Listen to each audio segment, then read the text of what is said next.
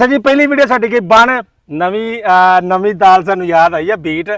ਤੇ ਮੈਂ ਕਿਹਾ ਯਾਰ ਮੈਂ ਇਦਾਂ ਆਪਣੇ ਮੂੰਹ ਦੇ ਵਿੱਚ ਆਵਾਜ਼ ਕੱਢਦਾ, ਉਸ ਹਿਸਾਬ ਨਾਲ ਤੁਸੀਂ ਬੀਟ ਸੁਣਾਇਓ ਤੇ ਉਹਦੇ ਵਿੱਚ ਫਿਰ ਬੀਟਾਂ ਐਡ ਕਰਿਓ। ਚਲੋ ਜੀ ਹੁਣ ਕਰਦੇ ਆਪਾਂ ਨਵੀਂ ਸਟਾਰਟ। 1 2 3।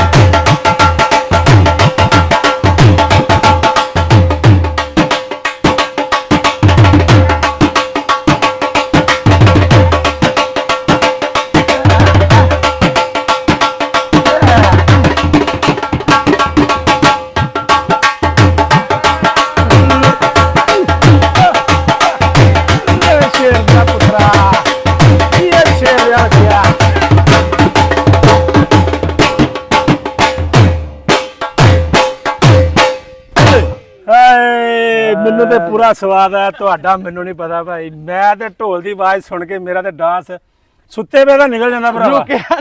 ਅਸੀਂ ਸ਼ੁਰੂ ਤੋਂ ਗਿੱਜੇ ਆ ਕਿ ਅਸੀਂ ਸ਼ਕੂਰ ਭਾਈ ਵੀ ਸਾਡੇ ਨਾਲ ਹੁੰਦੇ ਸੀ ਅਕਸਰ ਹੀ।